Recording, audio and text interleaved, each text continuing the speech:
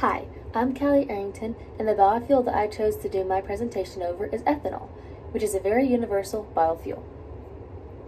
History of ethanol. Ethanol was first used to power an engine in 1826, and it was used as a lighting fuel in the 1850s. Ethanol's use was decreased when it was taxed during the Civil War, and its use for fuel continued when this tax was revoked. In 1908, ethanol fueled Henry Ford's Model T.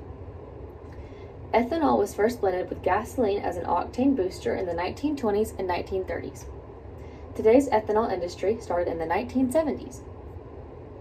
What is ethanol? Ethanol is also known as ethyl alcohol, and it is a renewable fuel made from a variety of plant materials. It is a colorless and clear liquid that is highly flammable. About 98% of gasoline in the U.S. contains ethanol, which oxygenates the fuel. Gasoline usually contains around 10% ethanol, which reduces pollution. Cultivation of ethanol. Ethanol is typically made from starch-based feedstocks such as the grains of corn, barley, and sorghum. It can also be made from the sugar and sugarcane or sugar beets. Ethanol can also be made from cellulosic feedstocks such as crop residues and wood chips. Ethanol is most commonly cultivated from corn. Ethanol is produced through a process called fermentation, which is a metabolic process where yeast breaks down sugars to produce ethyl alcohol. Fermentation does not require oxygen.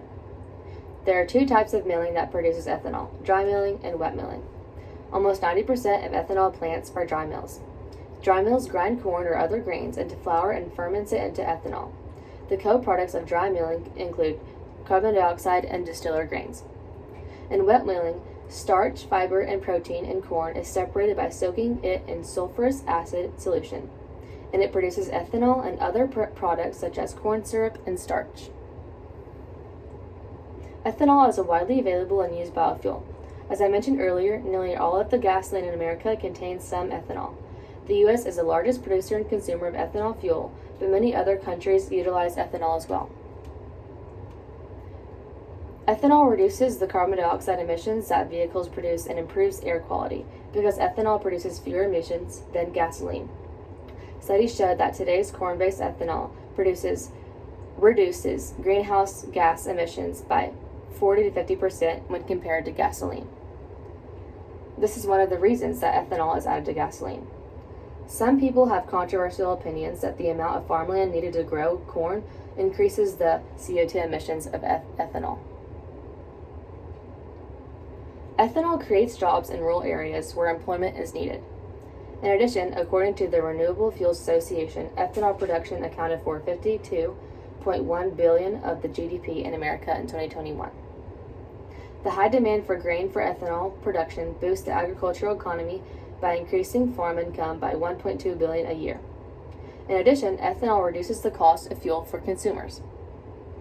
And finally, ethanol decreases America's reliance on foreign oil. The use of ethanol is widely communicated to the public. For example, the numerous gasoline dispensing pumps across the U.S. generally indicate the content of ethanol in the fuel. There are even federal laws that state that fuel pumps have to be marked if they contain ethanol in them.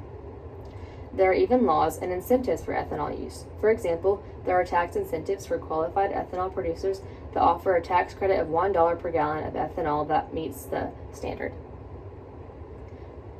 I personally am pro-ethanol. I believe that ethanol is important for the world and for America because it is a critical component of fuel for vehicles. When ethanol is added to gasoline, it boosts the performance of the engine, lowers CO2 emissions, and prevents gas line freeze-up, and more. Also, ethanol boosts our economy in many ways. One of the major benefits that I think is most important is that it makes America energy independent. Ethanol still does produce CO2 emissions, so it's not perfect. However, ethanol is a needed resource and biofuel for the world. Without the proper production of ethanol, the price of gas suffers. When there is a high demand of ethanol, but the supply is lacking, the price of gas rises. This is why I think that the ethanol blending mandate should never be lowered. When the government lowers the amount of ethanol production, the economy typically suffers in one way or another. A mandate of 15 billion gallons should be upheld year after year, and even increased to around 17 billion gallons if possible. Here are my sources, and thank you for listening.